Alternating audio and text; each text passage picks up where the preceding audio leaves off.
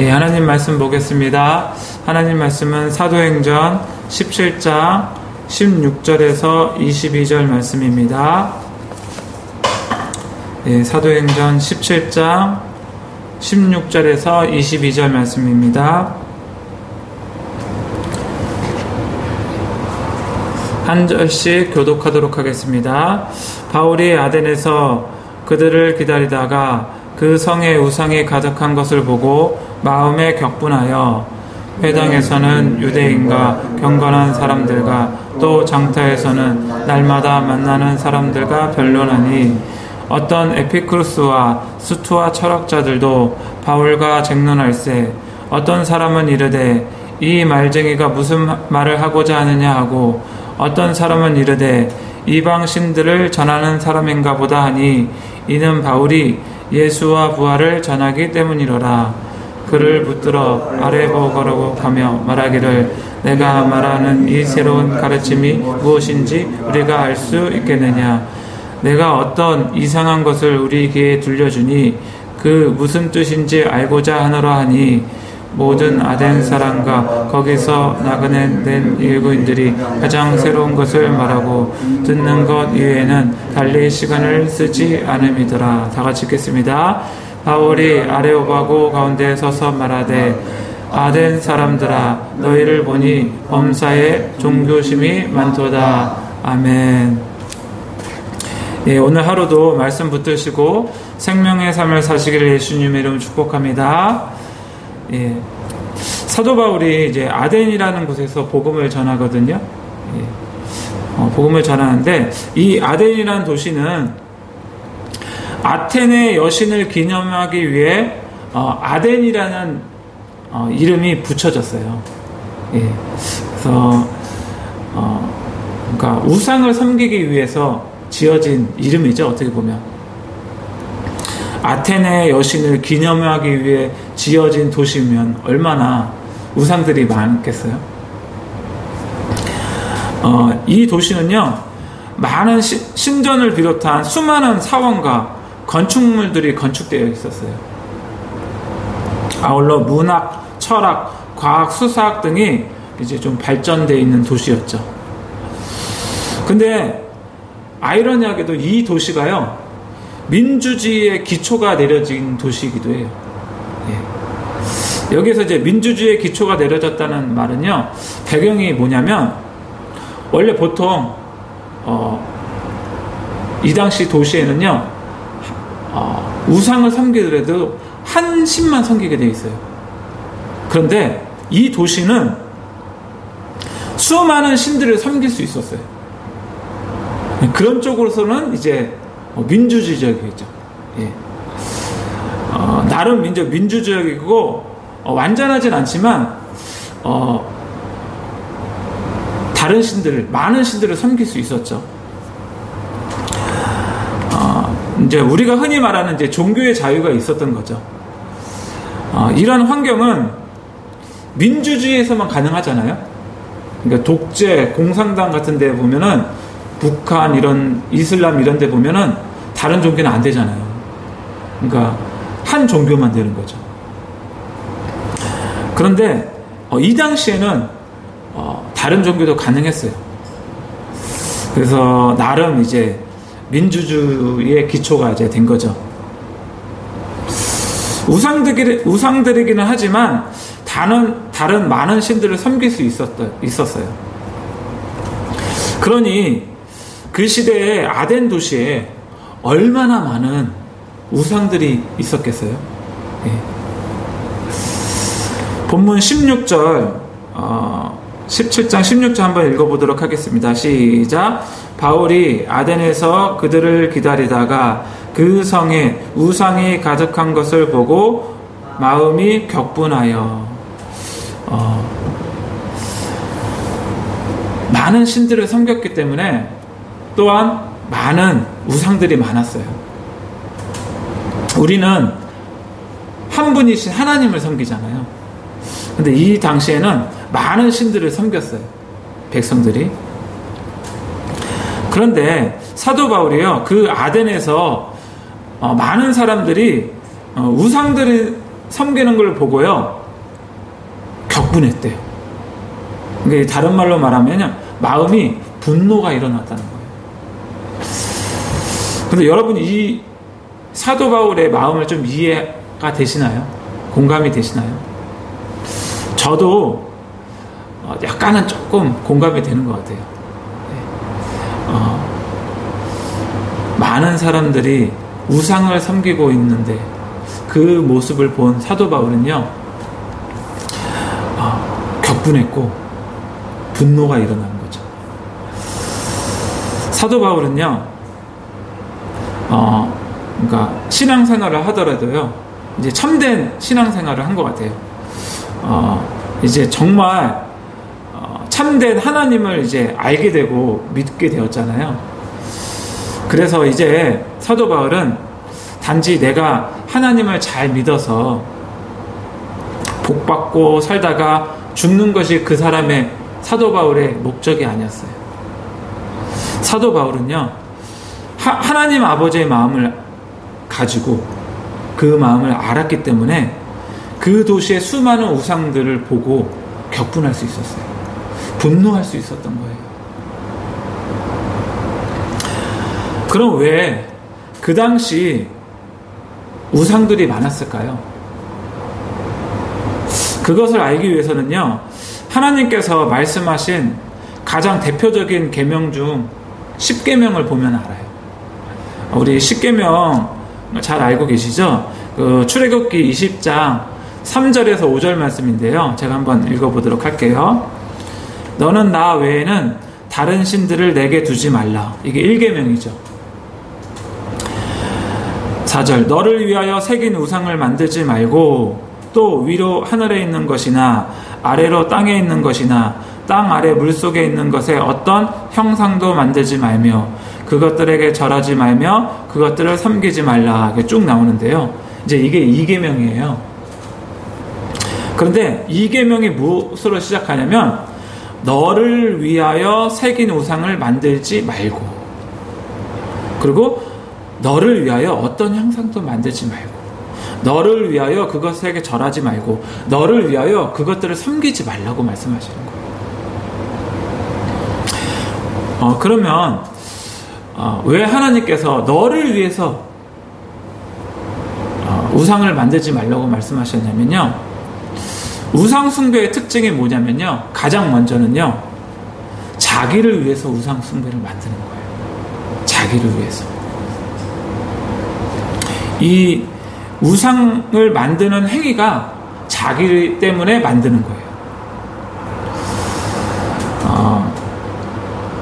그렇기 때문에요, 이 우상을 섬긴다는 건요, 바꿔 말해서 나를 섬긴다는 거예요. 나를. 하나님이 아닌 나를 섬기는 것이 곧 우상을 섬기는 거예요. 여러분은 누구를 위해 사십니까? 정말 하나님, 곧 우리 구주 예수 그리스도를 위해서 사십니까? 그것이 아니라면 그것이 무엇이 됐든 그것은 우상 숭배입니다.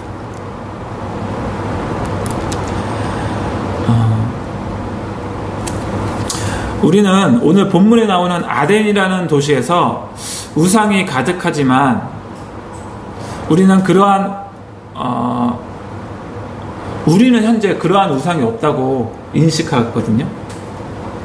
그 아덴이라는 도시는 우상이 많았지만 우리는 우상을 섬기지 않았기 때문에 우상이 없다고 생각해요.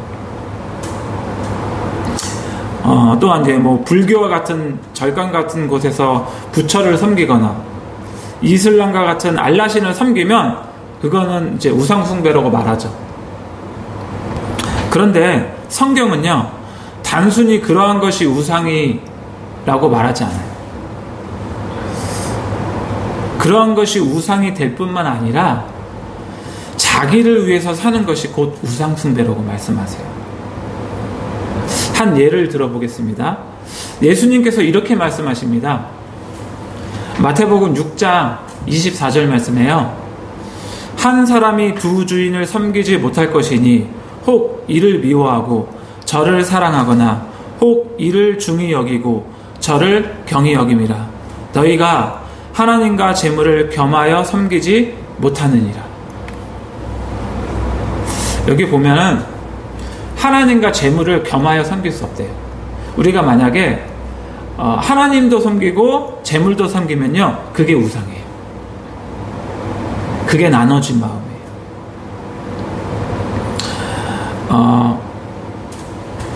내가 신앙생활을 하면서 교회 다니고 예수님을 나의 주인이고 나의 구세주라고 말합니다.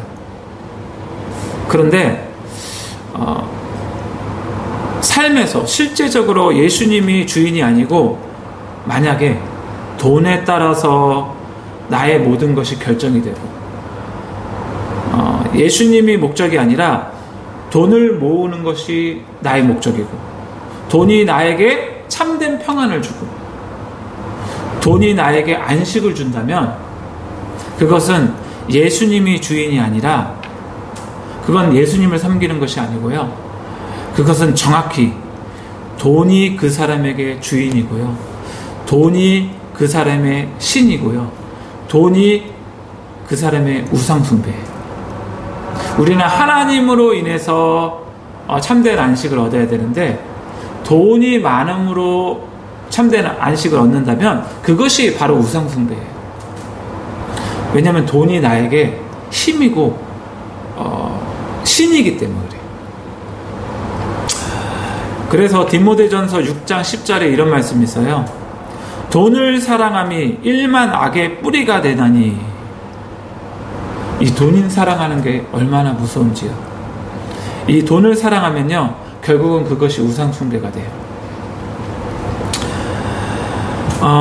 눈에 보이는 우상도 있지만 눈에 보이지 않는 우상이 더 많습니다. 예를 들어서요, 눈에 보이는 우상은 뭐 부처나 알라신이나 뭐 만들어 놓은 뭐 조각해 놓은 여러 가지 우상이 있잖아요. 그러한 것이 우상이 될 수 있지만요, 눈에 보지 않는 우상은요, 뭐가 있냐면 돈이 우상이 될 수 있고요, 명예가 우상이 될 수 있고요, 쾌락, 이러한 것들이 우상이 될 수 있어요. 그런데 이 시대에는요, 그런 것뿐만 아니라 더 많은 것이 우상인 것이 있어요. 뭐냐면 자녀가 우상인 사람이 많아요. 내 자녀. 나는 자녀를 위해서 살아. 나는 자녀를 위해서 살아가는 것이 목적이에요. 그리고 또한 아내나 남편, 이러한 것이 우상인 경우가 많아요. 심지어 사역이 우상인 경우도 있어요. 이러한 것들은요, 눈에 보이지는 않지만요, 이러한 것들이 다 우상이 될 수 있어요. 우상은요, 다른 것이 아니고요, 하나님을 대체하는 것이 다 우상이에요. 로마서 6장 16절 말씀에 이런 말씀이 있어요. 너희 자신을 종으로 내주어 누구에게 순종하든지 그 순종함을 받는 자의 종이 되는 줄을 너희가 알지 못하느냐? 혹은 죄의 종으로 사망에 이르고 혹은 순종의 종으로 의에 이르느니라. 누구에게 순종하든지요, 그 순종하는 자에게 종이 돼요. 어떠한 사람은 자기의 명예, 어떠한 사람은 쾌락, 어떠한 사람은 돈, 이러한 것에 순종한다면 그것이 그 사람의 우상숭배예요. 그리고 그거에 대한 종이 되는 거죠. 그럼 우상 중에 가장 강력하고 우리에게 가장 많이 우상이 되어지는 것이 무엇인지 아십니까? 그것은요, 돈도 아니고 쾌락도 아니에요. 우리에게 가장 우상이 되어지는 건요, 바로 자기 자신이라는 우상이에요. 이 자기 자신이라는 우상 때문에 많은 사람들이 하나님의 마음을 아프게 해요. 디모데후서 3장 1절에서 2절 말씀에 이런 말씀이 있거든요. 너는 이것을 알라. 말세에 고통하는 때가 이르러 사람들이 자기를 사랑하며 돈을 사랑하며 자랑하며 쭉 나오는데요. 말세에요. 사람들이 가장 첫 번째 자기를 사랑해요. 신앙생활도 자기를 위해서 하고요.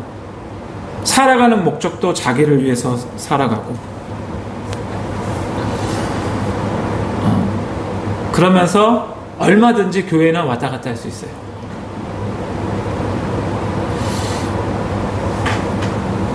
그런데 로마서 14장 7절에서 9절에 이런 말씀이 있거든요. 우리 중에 누구든지 자기를 위해서 사는 자가 없고 자기를 위하여 죽는 자도 없도다.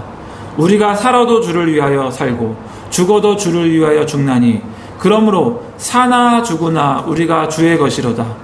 이를 위하여 그리스도께서 죽었다가 다시 살아나셨으니 곧 죽은 자와 산 자의 주가 되려 하심이라. 우리가 살아도 주를 위해서 살아야 돼요. 죽어도 주를 위해서 죽고. 왜냐? 우리가 죽은 자와 산 자의 예수님께서 우리의 주가 되게 하시기 위해서.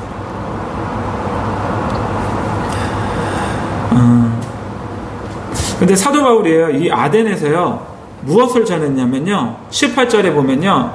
하반절에 이렇게 돼 있어요. 바울이 예수와 부활을 전했다고 돼 있거든요. 예. 그러니까 그 아덴에 그 이방신들을 섬기는 그 우상들을 섬기는 사람들이요. 이렇게 느꼈어요. 아, 이 바울이라는 사람이 또 하나의 신을 우리에게 전하나 보다. 그런데 바울이 예수를 전했거든요. 그러니까 예수가 하나님이라는 거예요. 예수가 부활했다는 거예요. 그런데요, 이 사도 바울은요, 예수가 부활했다는 것을 전할 뿐만 아니라요, 예수가요, 우리의 주인인 것을 전했어요. 그러니까 예수가 만물을 지은 자라고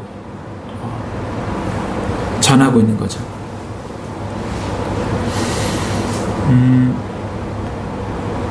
본문 말씀 17장 22절 한번 볼까요? 22절 한번 읽어보도록 하겠습니다. 바울이 아레오바고 가운데 서서 말하되 아덴 사람들아 너희를 보니 범사에 종교심이 많도다. 우리가 신앙생활을 하면서요, 종교심으로 신앙생활을 하는 사람이 많아요. 왜 그러나 하면요, 우리 선조의 신앙이요, 뭐였냐면 이게 토속 신앙이었어요. 그러니까 미신과 같은 신앙이 많았죠. 그래서 물 한 그릇 떠나놓고 정화수 앞에 이제 새벽마다 손을 모아서 비나이다 비나이다 이렇게 기도했었어요. 그런데 우리가 마치 하나님 앞에 나올 때 하나님께 그러한 자세로 기도하고 신앙생활을 하는 경우가 많아요. 왜냐하면 우리 조상들이 그렇게 신앙생활을 했기 때문에.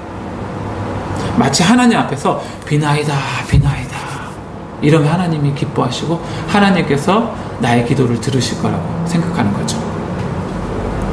근데 왜 이렇게 이러한 종교심으로 신앙생활을 하냐면 이게 우리 조상들의 부터 내려온 신앙이기 때문에 그래요. 우리 신앙생활은 비나이다 비나이다 이렇게 하는 것이 아니고요. 우리 신앙생활은요, 한마디로 하나님과의 관계예요. 이 비나이다 이 토속신앙은 특징이 뭐예요? 하나님이 계시겠지, 어떠한 신이 계시겠지 하고 그냥 무작정 비나이다 잘 되게 해주세요. 이게 특징이에요. 그런데요, 우리 그리스도인은요, 비나이다 그러면 안 되고요, 인격체 되신 하나님, 살아계신 하나님을 섬기는 거예요.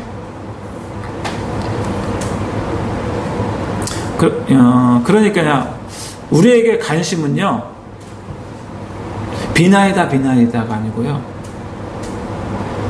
하나님과의 관계에 관심을 가져야 돼요.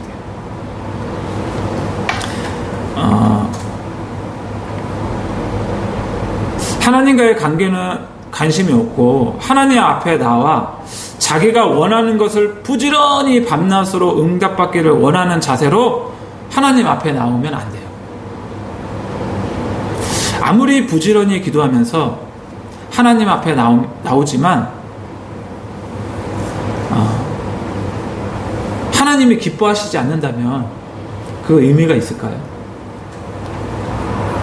마치 토속신앙처럼 하나님께서 자기의 기도라는 헌신과 열심을 한다면 하나님께서 나의 기도를 응답하시겠지. 그러면서도 삶은 자기가 원하는 대로 살아요. 그러다가 또 다른 문제가 생기면 또 예배당에 와가지고 또 비나이다 또 이런 식으로 신앙생활을 하는 거죠. 똑같이 우상숭배 하듯이 정화수 앞에 놓고 비나이다 하듯이 하나님을 우상숭배에 대하듯이 하는 경우가 많아요. 그런데 우리 신앙은요, 기도를 통해서 하나님을 더 알기를 원해야 돼요. 예배를 통해서 하나님을 더 알기를 원해야 돼요. 예배를 통해서 하나님을 만나기를 원해야 돼요. 그것이 우리의 신앙생인 줄 믿습니다. 근데 너무나 많은 사람들이 토속신앙처럼 그렇게 신앙생활을 해요. 기도도 그렇게 해요. 그리고 그것이 정상인 것처럼 신앙생활을 해요. 심지어 그렇게 신앙생활을 해야 된다고 부추기는 사람도 있어요. 근데 그것은 올바른 신앙생활이 아닙니다. 그건 하나님이 기뻐하시는 신앙생활이 아닙니다. 기도 하나만 해도 기도는요, 하나님과 무슨 거래하는 것이 아니에요. 내가 이렇게 했으니까 하나님, 기도의 대가로 나에게 무엇을 주세요. 이런 고정관념을 깨트려야 돼요. 없애야 돼요. 기도를 통해서요, 하나님께 무슨 응답을 받으려고 하지 마시고요, 기도를 통해 하나님을 추구하십시오. 이것이 우리의 기도 생활이어야 돼요. 기도를 통해 예수님께서 말씀하신 것처럼 먼저 그의 나라와 그의 의를 구하십시오. 이것이 하나님께서 원하시는 기도입니다. 무엇보다 기도를 통해 하나님과의 관계를 중요시 여기십시오. 자기의 기도 응답만을 가지고 기도하지 마시고요, 하나님과의 관계에 초점을 맞추시길 바랍니다.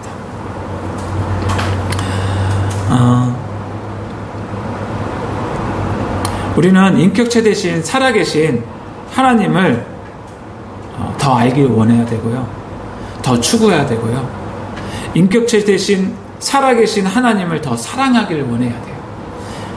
이것이 우리의 신앙생활인 줄 믿습니다. 또한 그렇게 살아가길 예수님의 이름으로 축복합니다. 예, 기도하시겠습니다. 하나님 아버지, 이 시간 하나님 말씀을 가지고 무엇이 하나님을 섬기는 것이고 무엇이 기도이고 무엇이 우상 숭배인 것을 알아보았습니다.